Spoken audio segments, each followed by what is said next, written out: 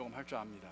그래서 오늘 아침 인사는 제가 중국 그 프레이즈 하나 가르쳐 드리겠습니다. 그 한국말로 그 애자라는 거, 사랑의 애자, 그 중국말로 중국 발음은 아이입니다. 아이. 그렇죠? 그러니까 하나님이 당신을 사랑합니다. 션 아이니. 간단하게 한번 따라해 보실래요? 션 아이니. 다시 한번 해볼까요? 션 아이니. 거기다 이제 감정을 실으셔가지고 옆에 분에게 한번 해보세요. 옆에 분에게 하나님이 션 아이니, 우리 하나님이 우리 모두를 사랑하십니다. 우리 성도들은 창조주이신 하나님을 믿는 사람들입니다.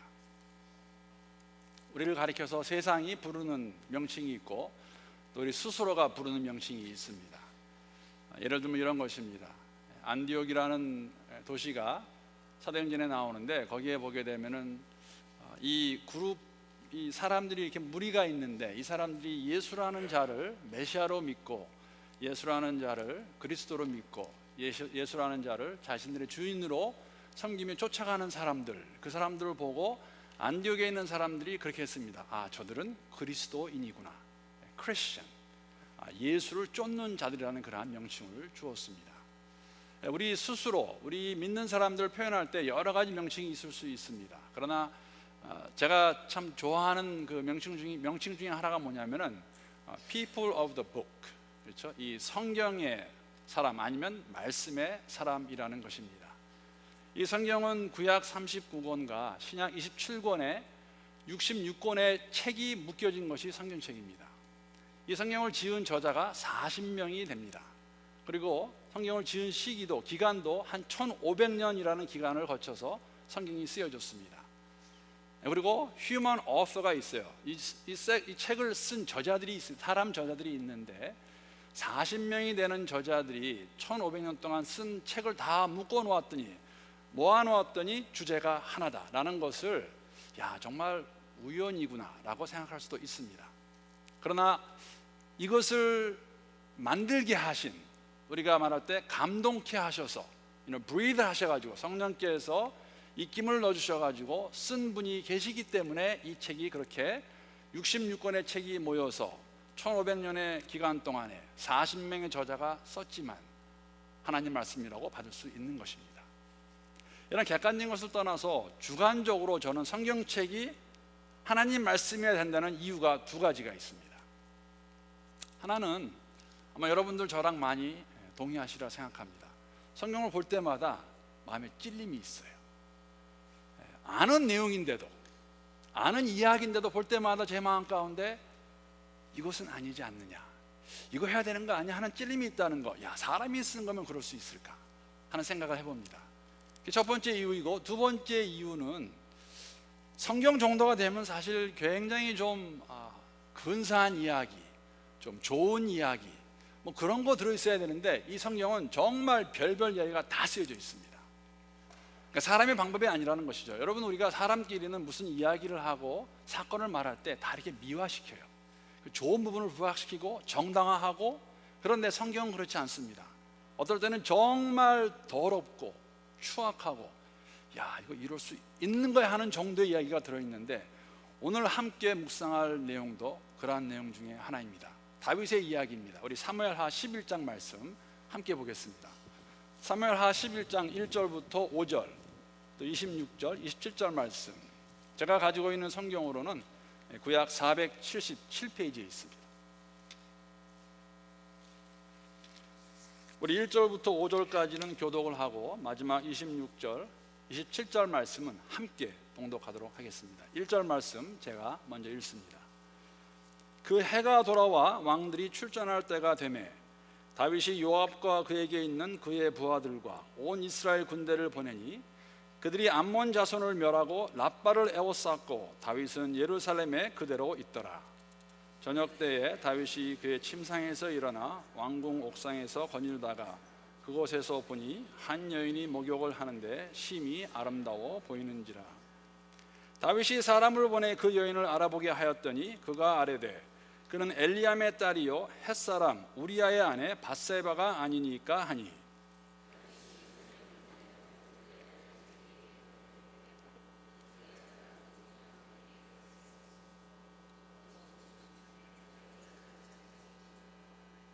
그 여인이 임신하매 사람을 보내 다윗에게 말하여 이르되 내가 임신하였나이다 하니라. 26절 말씀 함께 읽겠습니다. 시작. 우리아의 아내는 그 남편 우리아가 죽었음을 듣고 그의 남편을 위하여 소리내어 우니라. 그 장례를 마침에 다윗이 사람을 보내 그를 왕궁으로 데려오니 그가 그의 아내가 되어 그에게 아들을 낳으니라. 다윗이 행한 그 일이 여호와 보시기에 악하였더라. 아멘. 여러분, 지난주에 제가 나누었던 이야기를 아직도 기억하고 계십니까? 하나님께서 불순종하는 사울을 버리시고 사무엘을 통하여서 다윗을 새로운 왕으로 선택하십니다. 새로운 왕이 되었지만 우리가 알고 있다시피 바로 왕이 되는 것은 아니었습니다. 결코 짧지 않은 한 10여 년 동안의 기간을 사울에게 쫓김을 당하고 죽임도 여러 번 당할 수 있는 그러한 상황까지 들어가게 됩니다. 그러다가 마침내 그가 왕에 등극하게 되죠. 왕이 됩니다. 왕이 되어서 나라가 안팎으로 안정되게 됐을 때 그가 한 일 중에 하나가 무엇이냐면은 그의 절친이었던 요나단의 가속을 찾는 일이었습니다. 그래서 무비보셋을 찾아가지고 그에게 자신이 받은 은혜를 기억하고 은혜를 베푸는 것을 저희들이 보았습니다.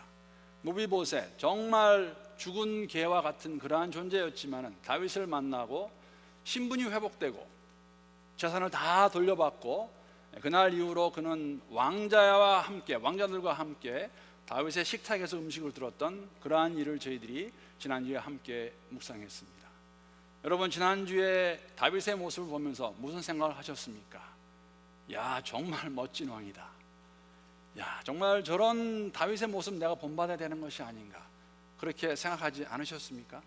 아무도 안 하신 것 같아요. 그냥 다윗이구나 끝난 것 같습니다. 그런 다윗을 오늘 본문에서 보게 되면 여러분, 정말 저희들의 눈과 귀를 의심하지 않을 수 없습니다. 오늘 범죄의 주인공으로 저희들에게 다가옵니다.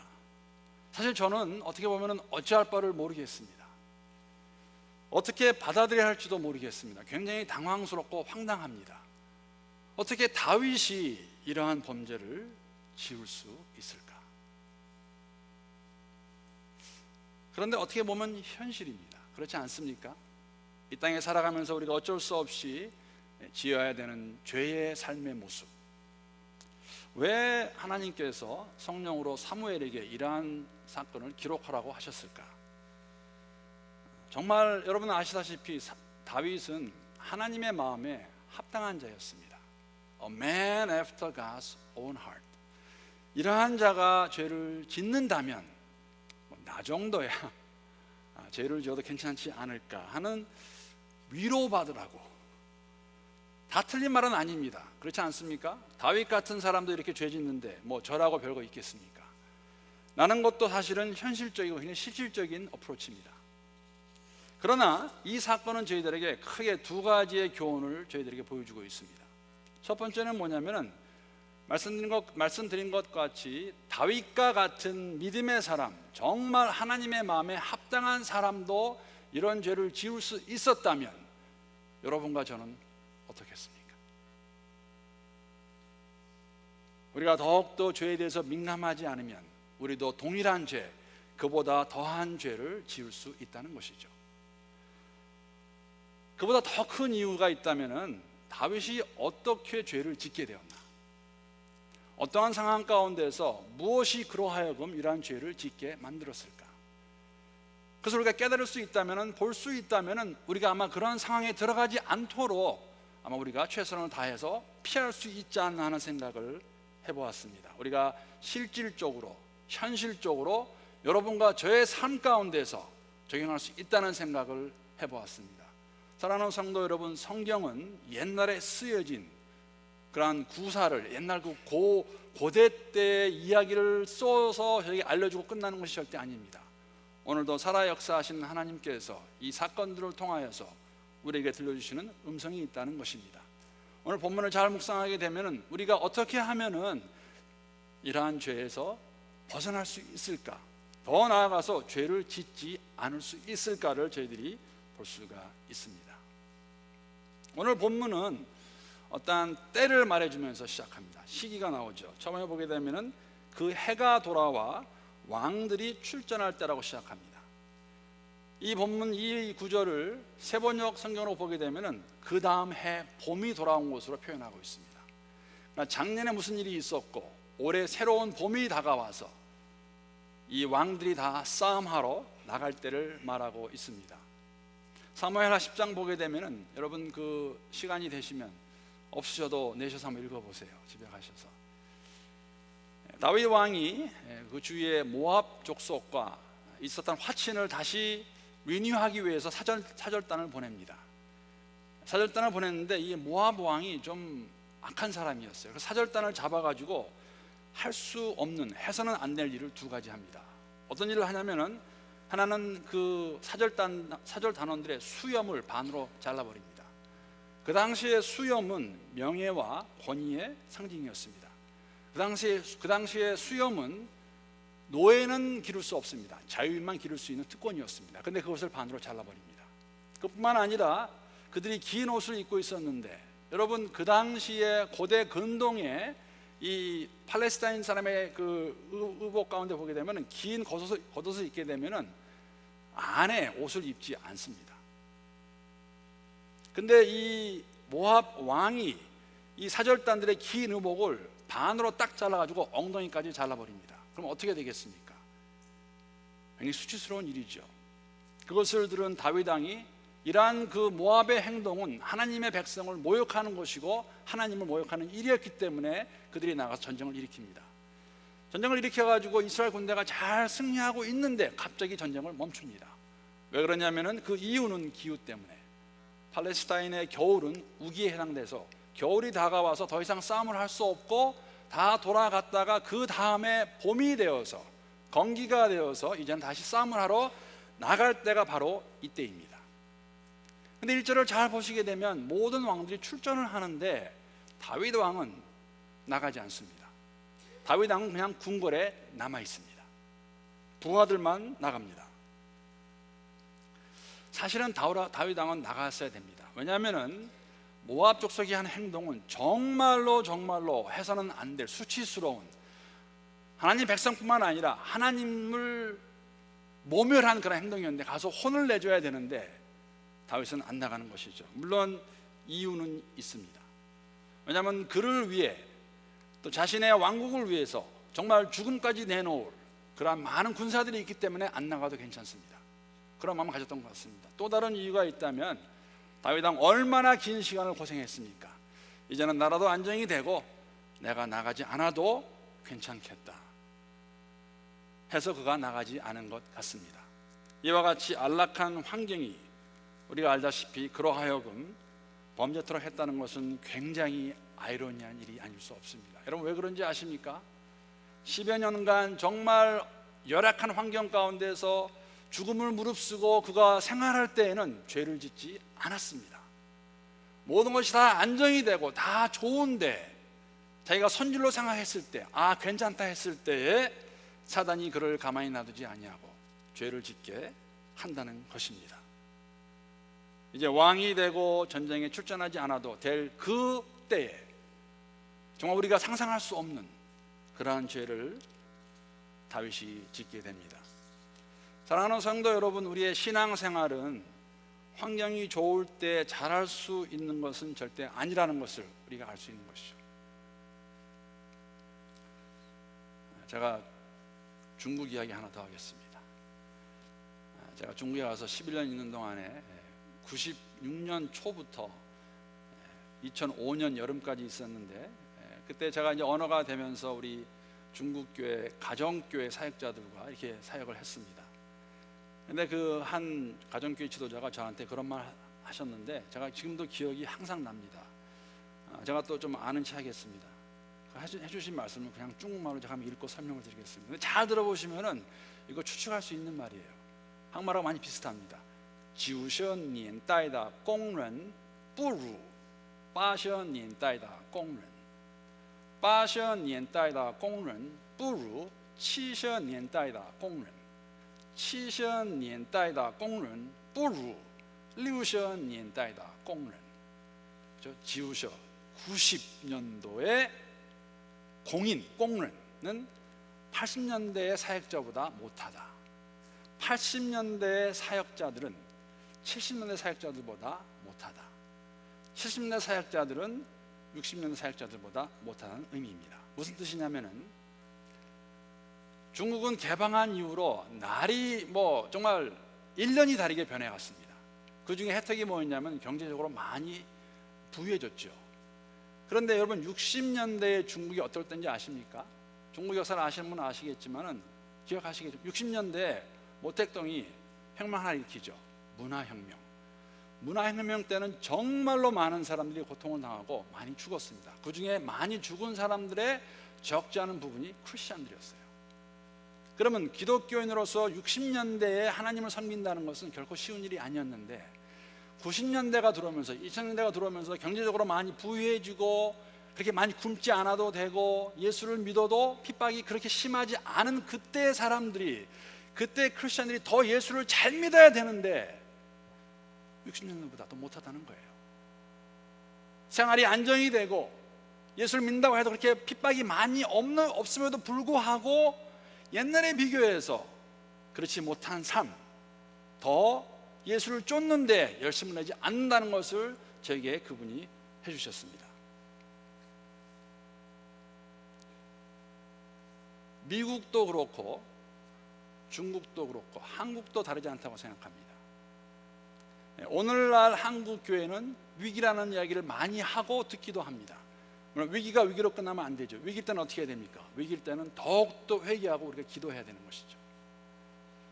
한국이 6.25를 겪으면서 또 일제시대에 얼마나 많은 우리의 선진들이, 우리의 신앙의 선배들이 그 어려운 환경 가운데서 예수를 잘 믿어보겠다고 하셨습니까?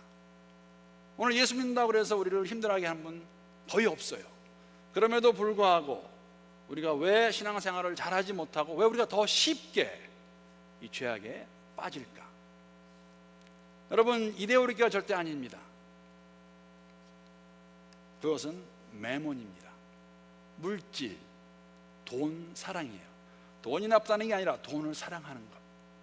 여러분, 중국에서 젊은이들에게 물어보세요.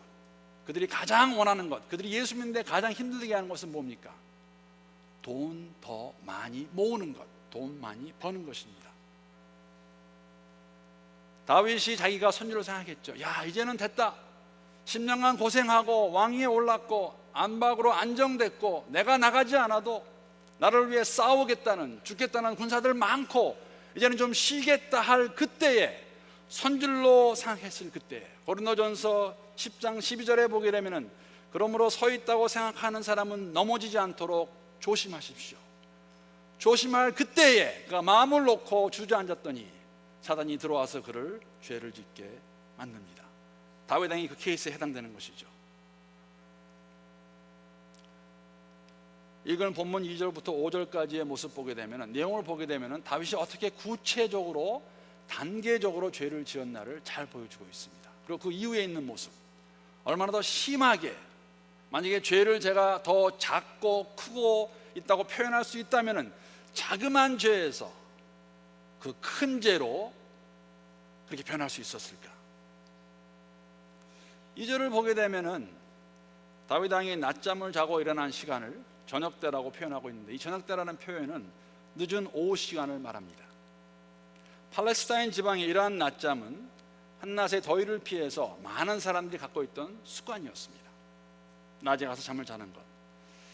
물론 말씀드린 것 같이 다윗 왕은 지금 출전할 때에, 나가 싸울 때 나가지 않은 그 자체부터 문제가 있었습니다. 하나님을 모욕한 모압 족속을 그가 먼저 나가서 선두에 서서 그들을 물리쳐야 되는데 선질로 생각하고 됐구나 생각하고 나가지 않은 것에 문제가 있었죠. 국가적인 초긴장 상태에 있어야 되는데 그가 나가지 않은 건 문제가 있었지만, 아무튼 낮잠을 자고 일어나서 바람을 막기 위해서 그 옥상에 올라가게 됩니다.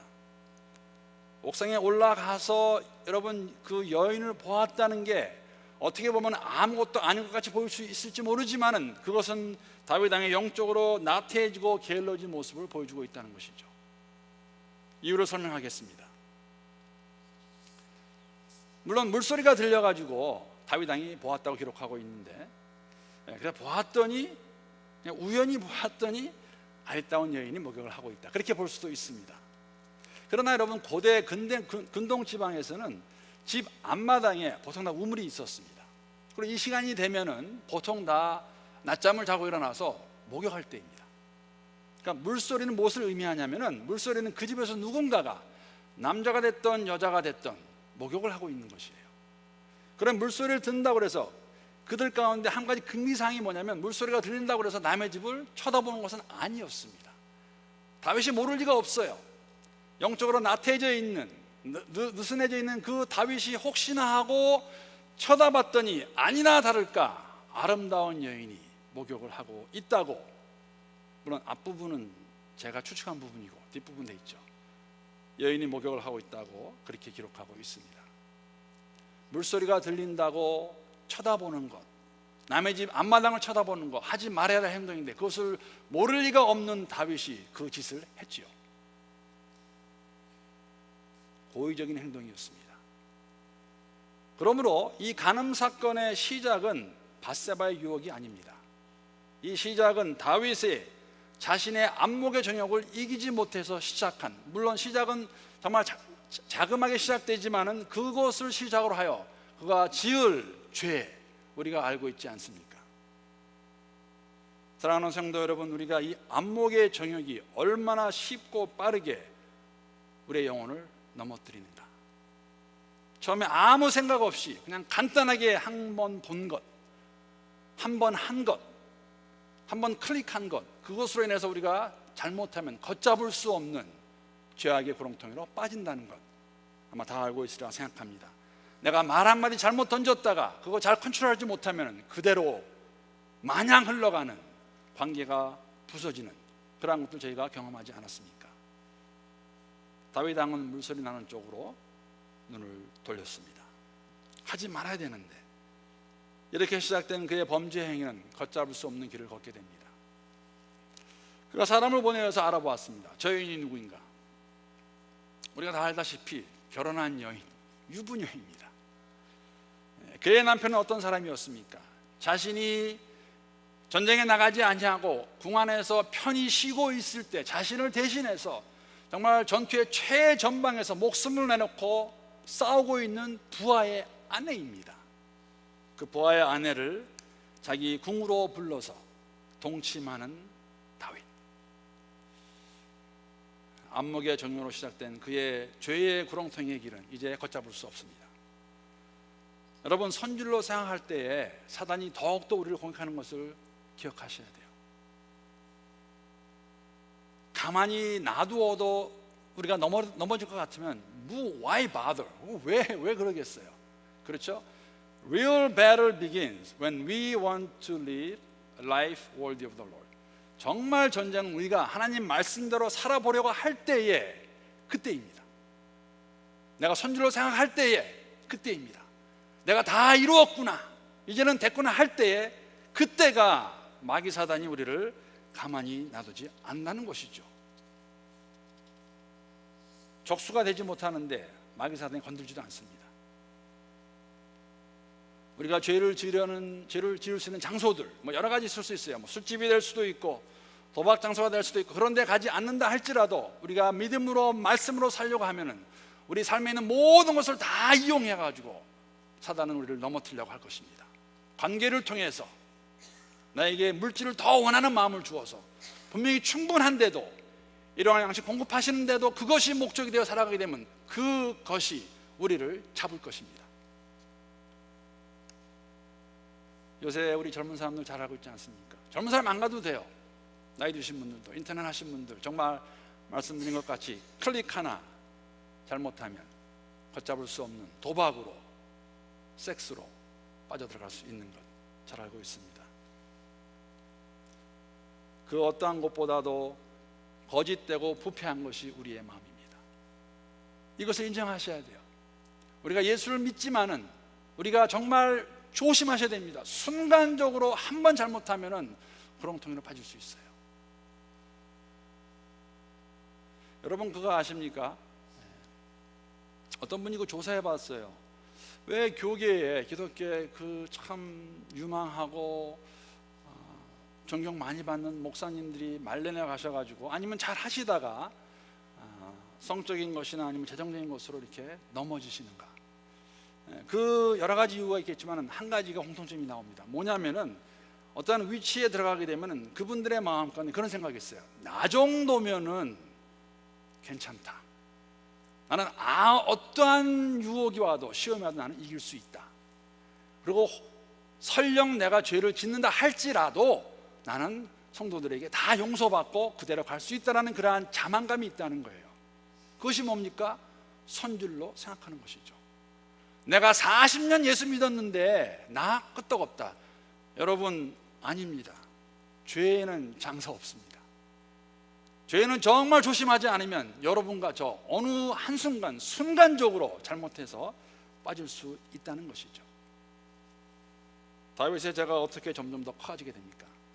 정말 어떤 면에서는 큰 생각 없이 그렇게 말할 수 있다면 물소리 나는 곳 시선을 가볍게 돌렸지만 그것이 시작이 되어서 그 여인이 누구인가 알게 되고 유부녀를 알았으면 거기서 스탑해야 되는데 그녀를 데려다가 동침하고, 만약에 동침을 했는데 임신을 안 했더라면 어땠을까?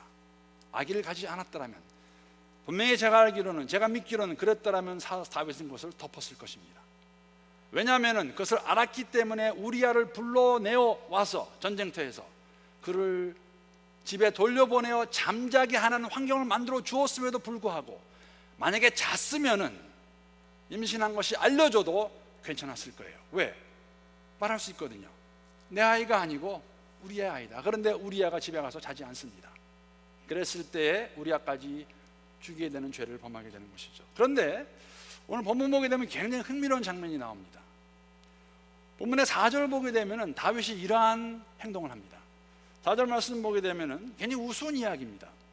다윗이 전령을 보내어 그 여자를 자기에게로 데려오게 하고 그 여자가 그 부정함을 깨끗하게 하였으므로 더불어 동침하매 그 여자가 자기 집으로 돌아가니라. 이 말씀은 두 방면으로 이해할 수가 있습니다. 여자를 데리고 왔는데 아마 그때가 정결하지 못한 시기였던 것 같아요. 그래서 그 여자가 정결하게 하게 하고 난 다음에 동침한데, 여러분, 지금 유부녀와 잠을 자는 것은 죄입니다. 죄를 지으면서도 율법을 따라 이 여자를 정결하게 하는 모습, 아니면 동침하고 난 다음에 율법적으로 정결하게 만들기 위해서 의식을 행한 것이죠. 간음을 하면서도 율례를 지키는 것, 어떻게 생각하십니까? 간음을 저질렀으면 간음을 저지르기 전에 하나님에 대한 경외함으로 하지 말든지 회개해야지.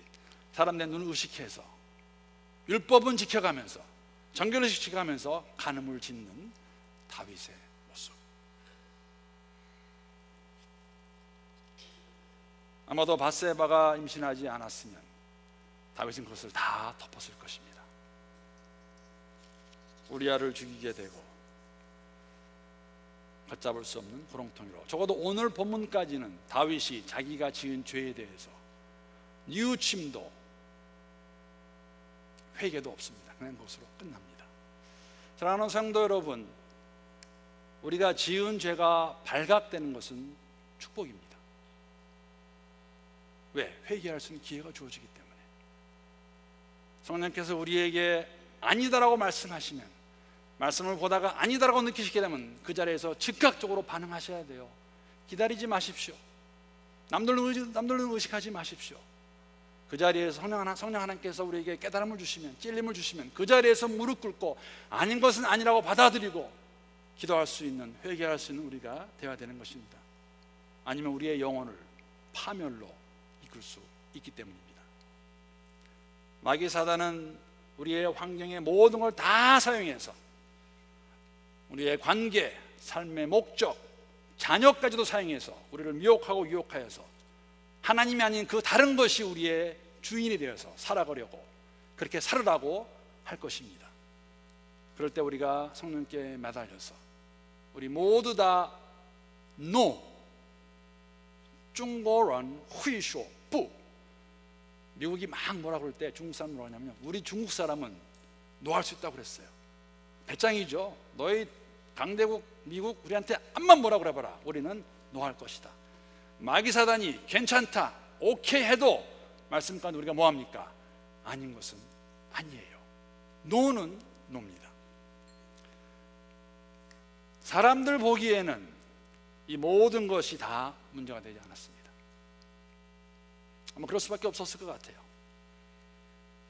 왕이 물론 밧세바를 취했지만은 남편이 죽었는데요, 무슨 말 더 하겠습니까? 그리고 책임감 있게 그 아내 데려다가, 그 밧세바 데려다가 아내 삼았습니다. 우리아가 죽은 거 누가 알겠어요? 우리아가 죽은 거 요압 빼고 누가 알겠습니까? 그에게 편지 하나 보내서 이렇게 하라고 그랬는데 알 수 없는 것이에요. 그러나 하나님 보시기에는 그렇지 않았습니다. 오늘 본문의 27절 말씀 보게 되면, 마지막 절 말씀 보게 되면, 그 장례를 마침에 우리아가 죽었지요. 다윗이 사람을 보내어 그를 왕궁으로 데려오니 그가 그의 아내가 되어 그에게 아들을 낳으니라. 다윗이 행한 그 일이 여호와 보시기에 악하였더라. 사람들은 그 누구도 말하지 않습니다. 12장에 나단이 오기 전까지는. 그러나 하나님 보시기에는 이 모든 것이 악하였습니다. 우리 모두 다 조심하셔야 돼요. 순간적인 잘못으로, 순간적으로 우리가 눈 한 번 잘못 돌렸다가 빠질 수 있다는 것입니다. 물론 회개하고 돌아올 수 있습니다. 그러나 제일 좋은 거, 그 짓, 그 잘못, 그 죄 안 짓는 게 제일 좋죠. 사랑하는 성도 여러분, 우리 모두 조심해야 합니다. 정말 순간적인 잘못된 판단이 우리를 범죄하게 할 수 있다는 것입니다. 우리의 생각으로, 우리의 눈으로, 우리의 마음으로, 우리의 손으로, 우리의 발로 순간적인 잘못된 판단이 우리를 범죄하게 하고 구렁텅이에 빠뜨릴 수 있다는 것입니다. 언제라도 성령께서 찔림을 주시면 그 자리에서 무릎 꿇고 참회하고 회개하는 가운데 돌아오시기를 부탁드립니다. 마귀로 틈타지 못하게 항상 깨어서 기도하는 가운데 우리가 함께 공동체로서 주께서 원하시는 그 하늘나라의 모습을 오늘 이곳에서 만들어갈 수 있는 우리 모두가 될 수 있기를 주님의 이름으로 축복합니다. 기도하시겠습니다. 하나님 감사합니다. 저희들에게 말씀을 통하여 다시 한번 깨닫게 하시는 주의 진리를 하나님 듣게 하시고, 들은 주의 진리를 말씀대로 따라 삶 가운데 실천할 수 있는 우리 모두가 될 수 있도록 은혜를 더하여 주시옵소서. 조심하게 하소서. 순간적인 잘못된 판단으로, 우리가 마음으로, 우리가 생각으로, 우리가 보는 것, 만지는 것, 듣는 것으로 범죄하지 아니하는 공동체가 될 수 있도록 하나님이여 은혜를 더하여 주시옵소서. 예수님의 이름으로 기도합니다.